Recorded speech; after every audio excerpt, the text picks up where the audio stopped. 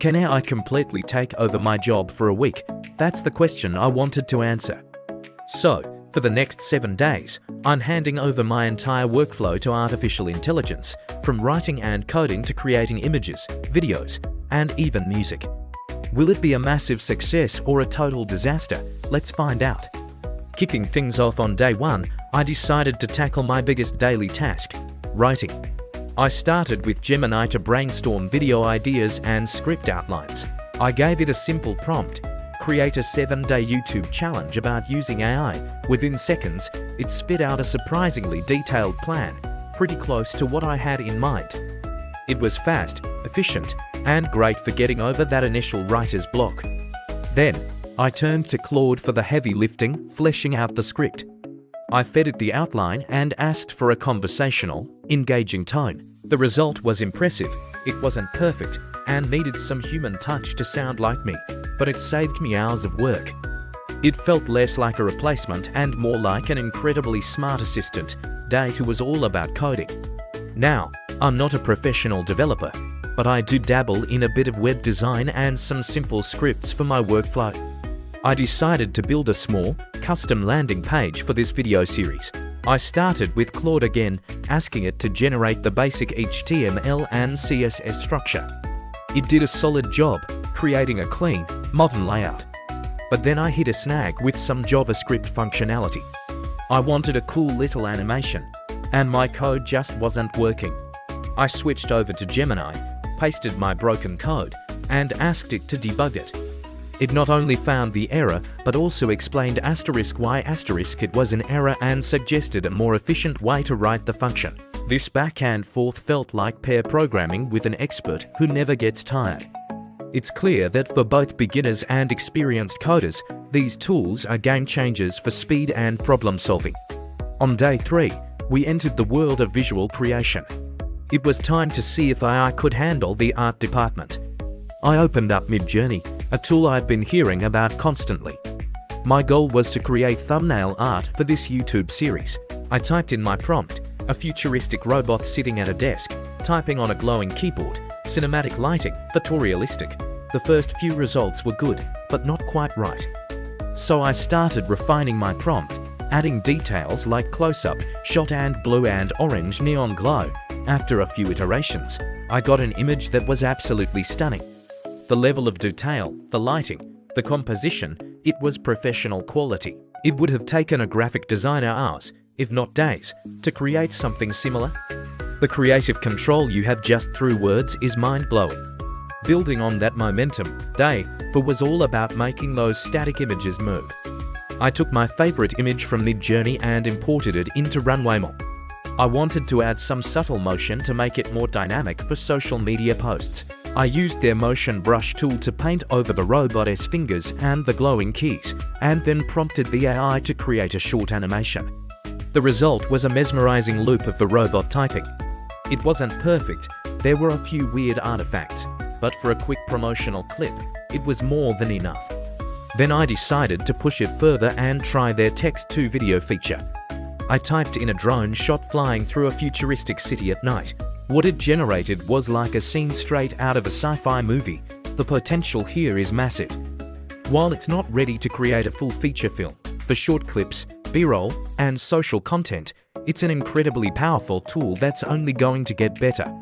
Day 5, it's time to talk about sound. Can AI replicate my voice?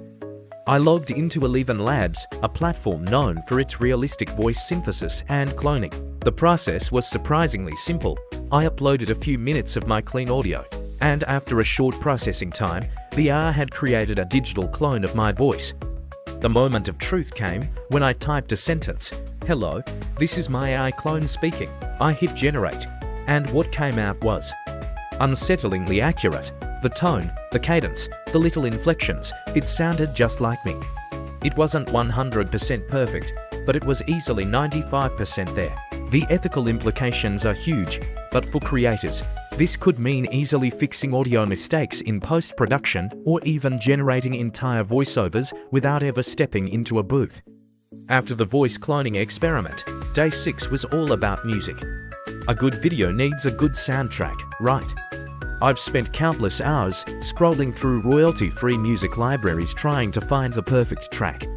Could AI do it better? I tried a few different AI music generators. I gave them prompts like upbeat, motivational electronic track for a tech video or dramatic, cinematic score with building tension. The results were a bit of a mixed bag. Some of the tracks sounded generic and robotic, but others were surprisingly good. One tool generated a really catchy synthwave beat that I could genuinely see myself using in a video. It's not going to replace human composers for complex, emotional pieces anytime soon, but for creating background music that fits a specific mood, it's an incredibly fast and cost-effective alternative.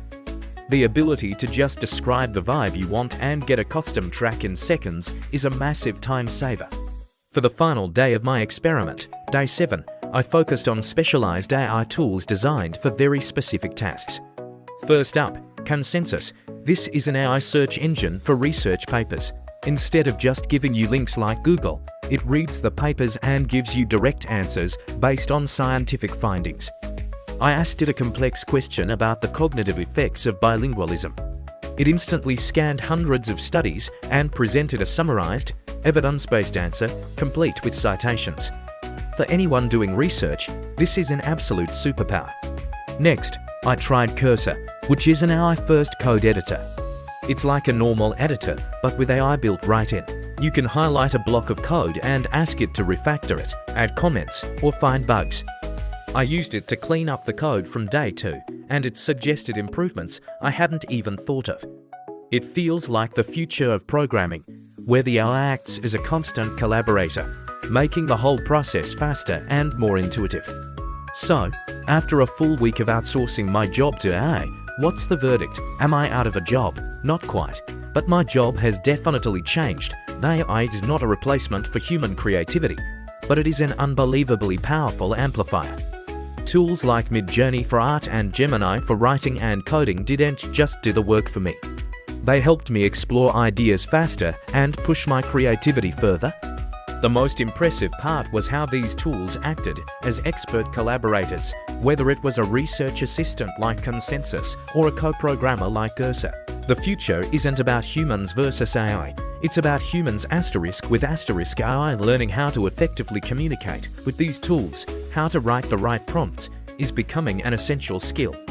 This week has fundamentally changed my workflow, and I am genuinely excited to see where this technology takes us next. Thanks so much for coming along on this experiment with me. If you found this interesting, make sure to hit that like button and subscribe for more deep dives into the future of tech. See you in the next one.